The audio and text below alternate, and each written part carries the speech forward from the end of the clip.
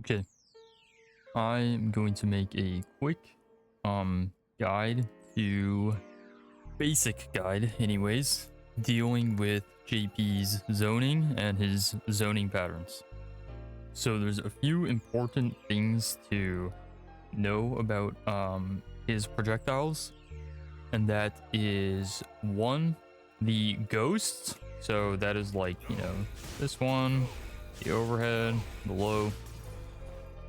The advantage of these changes depending on how far away he is. So close, they're actually like unsafe, whereas super far away, they become extremely plus because he's long since recovered before they connect, and then you're like stuck in block stun.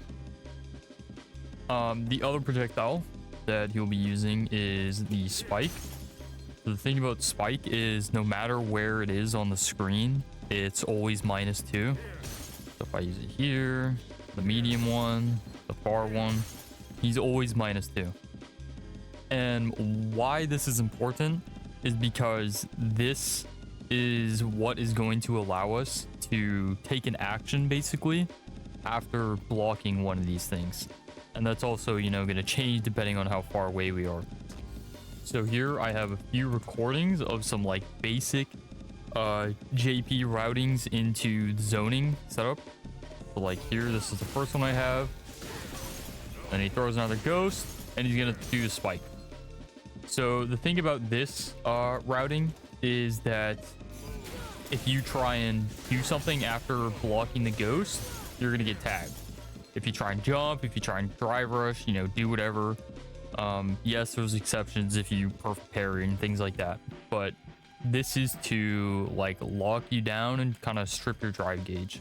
So when you see this, you see these projectiles, you can just parry, and then because spike is the one that is minus, that's when you want to be taking your turn.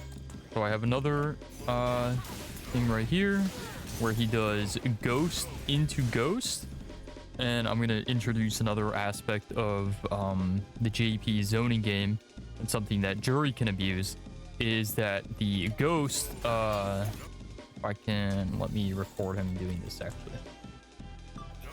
Have him throw one. So if you're going like fast enough, basically, you can go through these, and you won't get it with just like a drive rush because it will activate and you'll get hit by it. And like same with like a normal dash. I think like maybe okay, normal dash can actually if you time it properly, but if you use a normal out of drive rush that carries your momentum forward, so something like 4 medium punch, standing heavy kick, you're gonna go through these pretty consistently. So I set up this zoning pattern where on wake up he tries to do ghost and a ghost, and if you see this,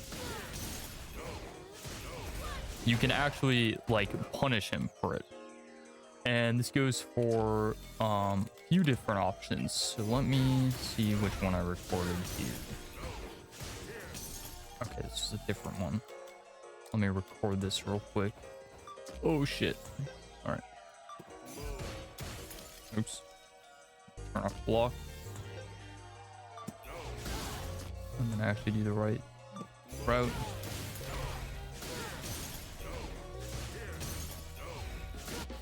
So if he tries to do ghost spike and you block the spike and then he does another ghost, this is something that you can take advantage of. Why didn't he do it? I think he did it because I parried.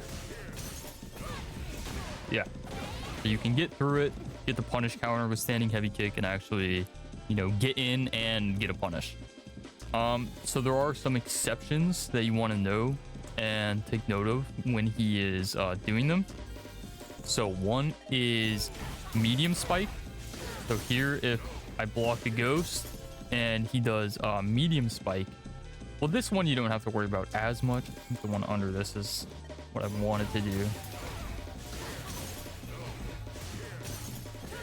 Yeah, so if I try and drive rush and he does a medium spike there, then he's actually going to be able to stop the drive rush. And this stops like a few things. So if I have him doing Ghost as well, you can jump, and same with this as well. But if he does medium spike after these scenarios, then he's gonna catch your jump.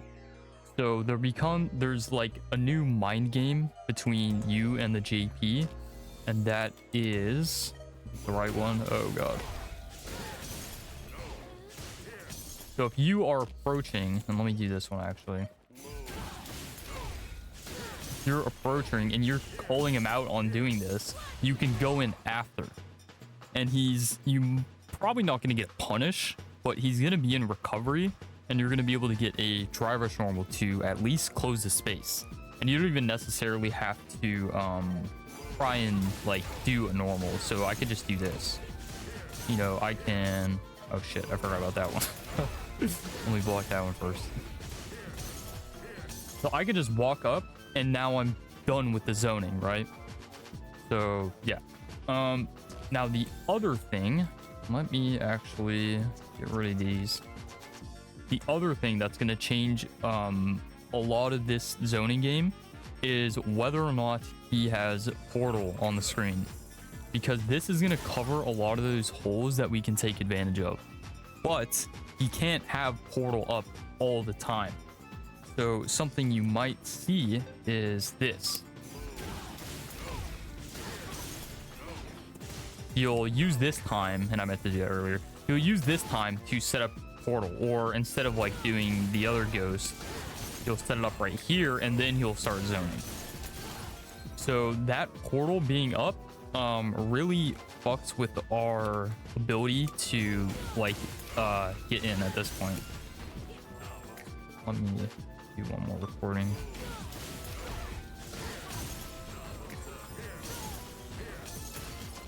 Yeah, so okay, I didn't record that. Anyways, when the portal is up, we can't really take advantage of those gaps that we could before. And the way to deal with this actually is, let me do this.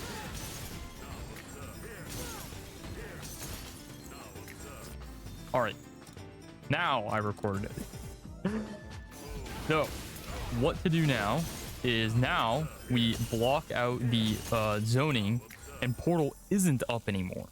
So I set it to where if he wants to set up another portal, I'm going to be able to react to that. And I'm going to be able to, and you do it a little bit later than that, but you're going to be able to react to the animation of him putting the portal up.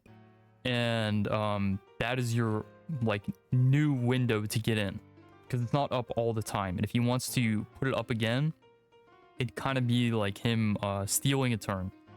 So yeah, those are the basics anyways to dealing with the JP zoning. I'm not going to get into super specific stuff. I'm not going to talk about like OD portal things and how to deal with this. Generally speaking though, if a portal is on the screen, you have to be a little bit cautious.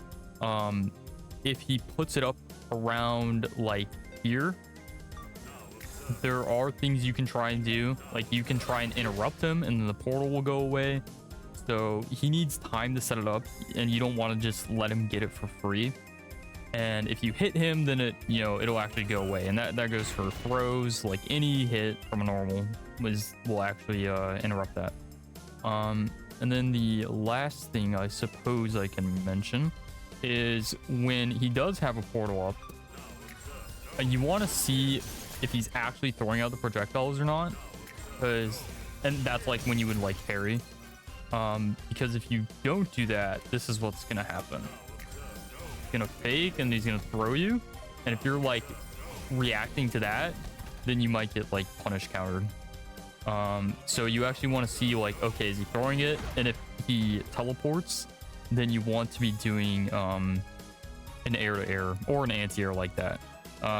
Your safest bet is an air-to-air, and you can do like air normals that cross up, so they hit both sides. You don't really have to like guess where he's coming from. All right, 10 minutes, not bad. This isn't super long. Anyways, hopefully this helps.